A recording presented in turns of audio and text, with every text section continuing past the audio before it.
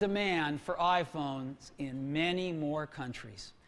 And last but not least, everybody wants an iPhone, but we need to make it more affordable. And we know this because we go out and talk to people who didn't buy iPhones, and the #1 reason by far they all want one is they just can't afford it. Some of them can't afford it. So we need to make the iPhone more affordable. So, as we arrive at iPhone's first birthday, we're going to take it to the next level. And today we're introducing the iPhone 3G.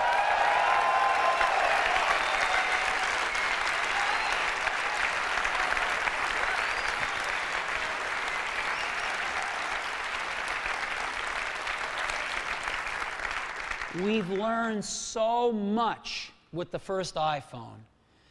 We've taken everything we've learned and more, and we've created the iPhone 3G. And it's beautiful. This is what it looks like. It's even thinner at the edges. It's really beautiful.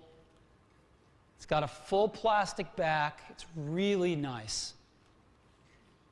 Solid metal buttons. The same gorgeous 3.5-inch display. Camera. Flush headphone jack, so you can use any headphones you like. Improved audio, dramatically improved audio. It's really, really great, and it feels even better in your hand, if you can believe it.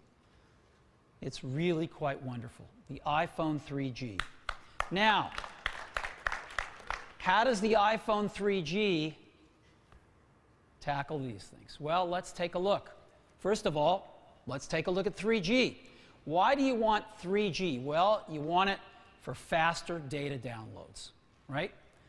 And there's nowhere that you want faster data downloads more than the browser and downloading email attachments. So let's take a look at these first. First, the browser.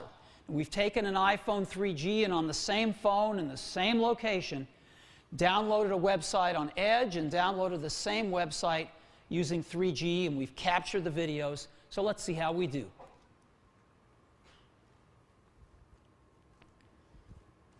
We're off to the races here.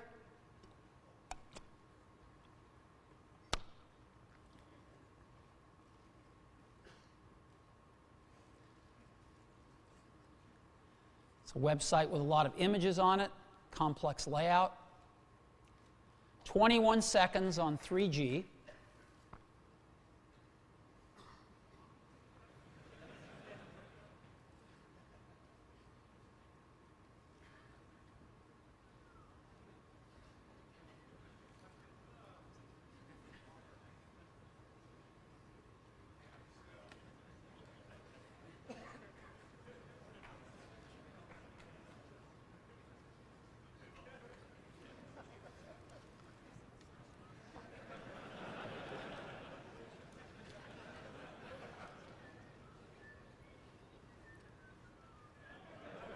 All right, 59 seconds on Edge. So, same phone, same location, 3G 2.8 times faster. But it's even more remarkable when you take a look at this next to Wi-Fi. You can see that the 3G speeds are actually approaching Wi-Fi. This has been my experience using the phone as well. It's amazingly zippy. This is also pretty amazing. We took two other state-of-the-art 3G phones, downloaded the same web pages, and the iPhone 3G is 36% faster than the Nokia N95 or the Treo 750. So that's pretty cool. And look at the result, by the way. Look at what you get, a full web page on the iPhone and something quite a bit less on some of these other products. 36% faster.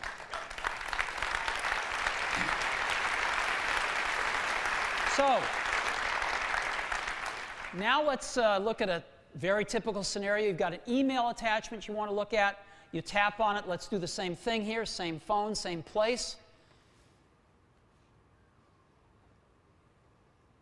The 3G version downloads in 5 seconds.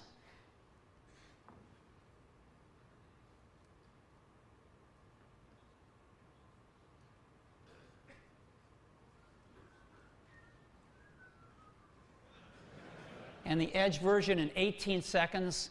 That is 3.6 times faster on the 3G version. So we can see a real difference now of download speeds. And again, if we compare this to Wi-Fi, you'll see that the 3G is approaching Wi-Fi speeds. So we clearly can get faster data. One of the things we're also really proud of, though, is we're doing this with great battery life. The iPhone 3G, the battery life, the standby time, we've pushed to 300 hours of standby time.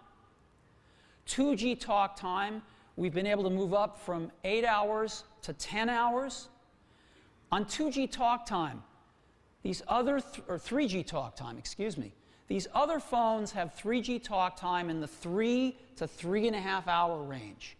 We've managed to get 5 hours of 3G talk time, which is really an industry-leading amount of time. We're very pleased with this. Browsing, 5 to 6 hours of high-speed browsing. Video, 7 hours. And audio, we've managed to get 24 hours of audio. So, great performance, great battery life. Now, one other thing that benefits from fast data, of course, is GPS. And we've built that into the new iPhone 3G as well. So, as you know, location services is going to be a really big deal on the iPhone with the iPhone 2.0 software. You saw a bit of that here today. It's going to explode. And of course, we get data from cell towers, location data. We get location data from Wi-Fi, and now we also get it from GPS. And using the GPS data, we can actually do tracking. So as an example here, we're going to drive down. We recorded this on Lombard Street. Lombard Street's a fun street in San Francisco that zigs and zags. And here we are driving down Lombard Street, and we can actually track as we move using GPS. So it's kind of fun.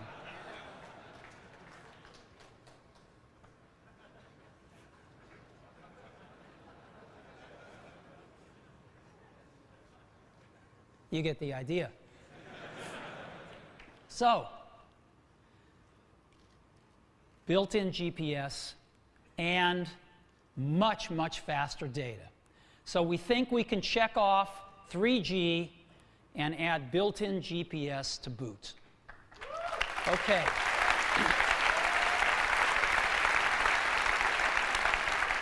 Next, on to enterprise support. As we explained earlier, full Microsoft Exchange support using ActiveSync built into iPhone 2.0 software. All of the secure VPN and the other security standards, everything everybody's asked for built in, and we've gotten tremendous feedback from enterprise users that we are on exactly the right track, and we know we can now check off enterprise support. Third-party applications, the SDK, the great tools, you saw the great apps, and we've got the best way to distribute them in the world. We think we can check off third-party application support. More countries.